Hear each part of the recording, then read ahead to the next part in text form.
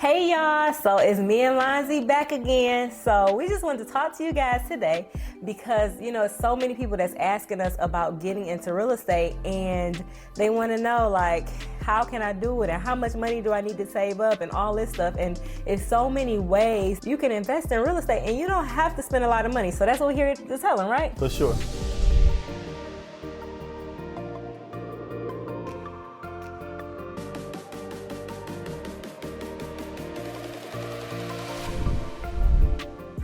So Lonzie, first you tell them how you got into real estate. So I really got started into real estate as just being curious, watching HGTV, wanted to get started, didn't know where to actually start at. So ended up going to an investing class and started to learn about hard money and private money. So of course we utilized the hard money to purchase a property, none of our money, right? And then we also used hard money as well to fund the rehab. But of course, you got to have some skin in the game. They want you to have anywhere from 15 to 20% in the game. Mm-hmm. So we use private funds for that 15 to 20% a down payment to go ahead and complete the purchase of the property. So after that, we got started in there and started renovating the property, putting it back on the market for a resale and made a profit. How did that feel? Like doing the property with no money down? What kind of profit did you make? What happened? So first of all, it can get a lot scary because you don't know what you're doing when you first buying your first property. So we didn't have a mentor that held our hand step by step, right? But of course, it was exciting because we didn't have to go out and raise $100,000 of our own capital to purchase this property and put 30-some grand into it and then flipping it. So I think that we made like $32,000 on that first property that we flipped. That's what's up, with no money down? No money down. Yes, okay, no money out of pocket, that's what's up. So Lonzie, much like myself, he started with, flipping. I started doing loans, mortgage loans. And then I saw people in my office doing flips and I'm like, wait a minute, I can do that too. I was still staying at home with my mom. I was like 18 and I'm like, okay. So I bought my first flip for $5,000. $5,000 and I had an $80,000 profit at 18. Oh, it wasn't no stopping me. I was in college. I'm like, forget everything. I'm doing real estate full-fledged. You can't tell me nothing. Right. But I had did that. So I was able to buy it for the $5,000 and then use private money to fix it up and everything. And I'm like, all right, Lord, let's go. And at that time, I wasn't even in Christ. I'm just like, let's go. But so I did that. And then I end up, my crazy butt went and bought 2 more properties, right, with the profits. With the profit that you made off the first flip, so you bought 2 more. Yeah, I bought 2 more properties, right, but didn't have the money to fix it up. I'm like, no plan, just 18, 19, just let's go. I'm buying more properties. So I ended up bringing in a partner, and he funded the rehab, and then we just split the money. So that was cool. We was rolling. We was doing like 1-2 properties every 3 months. I'm like, all right, let's go. And I was 19. Yeah, 19. That was like the best money ever, But that's how I started. And when the market fell, that's when I got out of it a little bit. But I'm back. So we wanted to talk to you about how you can make money, buy these properties, right? And you don't have to bring your own money to the table, right? We buy our properties with hard money. The first one, the one we just bought together in Grosse Pointe, right? Hard money, right? We didn't have to bring no money to the table. So what a hard money loan is, there are banks out there that will actually give you the money to buy the house and fix it up, right? You have to bring a down payment, and sometimes you can work that out. We got ways that you can work that out and not have to bring the down payment. So we'll show y'all that. It's a fee to it, but we'll show you. But so we did that. So they gave us all the money to buy this one. They actually didn't give us the money to fix it up. Yeah, for sure they did not. They did not, but we cashed it out and we had to get private money. Lonzie gonna tell you about private money, but we had to get private money to actually, do the rehab, which was cool.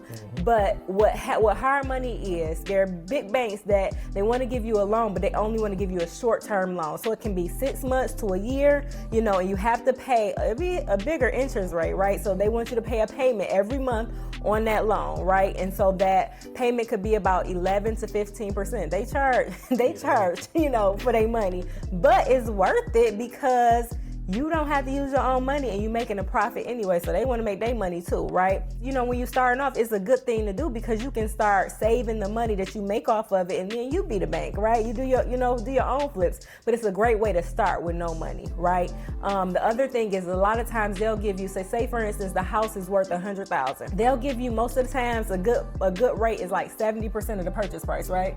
So they'll give you 70% of the purchase price, but that's with buying it and fixing it up. So it's worth $100,000. Somebody wants $20,000 for it, and it take $30,000 to fix it up. So you in the green because 70% of $100,000 is $70,000, right? So they'll give you up to that amount. So the numbers just have to make sense because they want to give you, they'll usually give you 70% of the purchase. 70% of the ARV, but then they'll give you 100% of the rehab costs, right? So, it's really a win-win, because you're using somebody else's money and making money from it. But it's a short-term loan, so my advice is to make sure you count the cost. Make sure you know how much it's going to be to purchase the house, how much it's going to be to rehab it. You need to know all of those things up front because you want to make sure that you have everything you need. You want to know how much that payment is going to be because that payment, that could take you out the game, right? Yeah, it can take you out the game. Like our payment on that one house was like $4,100. So you need to know how long is this project going to take. If it took 12 months to do it, that ate up all our profit, right? Yeah. So that's why you need to know all your costs. Count the cost up front on everything you do. All right. So now Lonzie will tell you about private money. So private money is it's a little bit more flexible than hard money because you're dealing with a person besides you not dealing with the bank. So of course it can be a family member, a friend, acquaintance, whoever it might be, right? But of course the interest payments is a little bit, it can be flexible. We starting off at anywhere from about 10 or 20% right now on private money. But the pros to it is this: you can go to someone who have money to sit in the bank who don't know what they're doing, or somebody who just retired or anything who just want to grow their money, right? And you can take the money, purchase the property, fix it up, and flip that same property like without using any of your money. Now, some of the cons on doing private money is that you have to know who you're speaking with. Because not everybody, they have $100,000 in the bank, $50,000 in the bank. So you can go around, keep asking people over and over and over and over. And it can kind of get discouraging, right? You study asking people, they telling you no, or they don't have it. So I think that's kind of a little bit of the cons, is that you got to weed people out from actually finding that private money. But what about the pros, like not having to pay a payment every month? Yeah, so you really don't have to, it's like we paying that $4,100 a month, but with a private money, like there's no monthly payment that you pay on that money. It's just a lump sum once you flip the property. Yeah, so that's what's up with the private money. If you can get a private loan, it's always good. That one we did in Southfield, we did private money on For that. Sure. Yeah, so like he said, like private money, it can be, I think it's a little better, but depending on your hard money loan, it just depends. So the interest, so if we paying out 20%, just like on the Monica deal, right? The Monica deal, it didn't work private, but it worked with hard money because, of course, we didn't have to pay out all that interest fee out to the private money. Yeah, because you're right. Because with the one we did on Monica, so we just did one. We're doing another deal through hard money, and because the numbers worked with it, we were able to only pay like $7,500 in closing costs, and I think the interest rate was like 11%. So that was cool because you're only paying 11% every month, especially if it's only going to be a 3-month deal. Yeah. So it just depends. You got to run the numbers to see what works for each situation. Those are a couple ways that you guys can do it with no money, right? And then some people are like, okay, well, I don't have a credit. That's cool because you can have credit partners, right? And so what a credit partner is someone, because you have to do it when any hard money you do, you have to do it in your company name, right?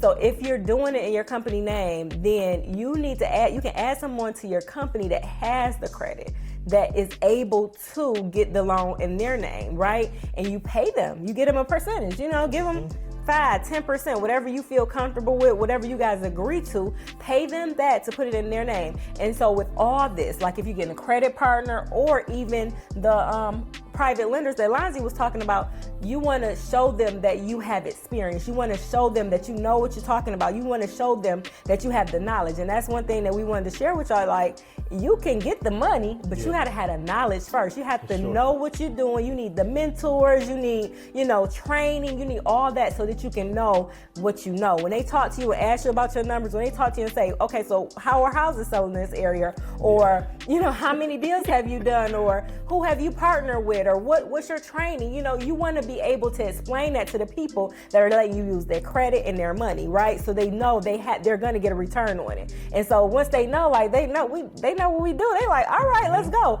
Or somebody that love you. I know my mama, they mama, like they invest all day, every day because they love us, right? So maybe you start off with somebody that love you, so if you don't have experience, but make sure you get the knowledge. Knowledge is power, no matter what. So we decided to let you guys in on a couple classes that we have coming up. So we have a class called the Realtor versus Investor Workshop. So it's going to talk about a lot of different stuff. I'm going to let Lonzie tell you about it. So it's a 2-day seminar. Like the first day, like we're going to be on a property bus where we're going out to different flips, and the contractors will be there, inspectors will be there, realtors will be there. Of course, we will be there as well. Where we walking through and you getting a real hands-on experience of how to flip a property, what a property looks down to the studs, and what a property looks like as you put it on the market. Then the second day, like we going in as the book knowledge, right? Because you need to understand what you just seen on day one. So of course we're talking about wholesaling, we're going to talk about flipping, we're going to talk about the retail side, so you can have a general understanding of what you're doing when you're going out and you're flipping properties. So you need to come out and see it. We're going to put the link in the bio. We'll be doing events all year to come. So get your money right so you can come and invest in yourself. You don't have to invest in the properties, the banks will do that. But you can invest in yourselves and get the knowledge, because once you have the knowledge, then everything else is for the books, right? You got it. So make sure you come out and check us out. And if you like to see more content like this, make sure you like, subscribe, and hit the notification bell so you'll be notified every time we drop new content.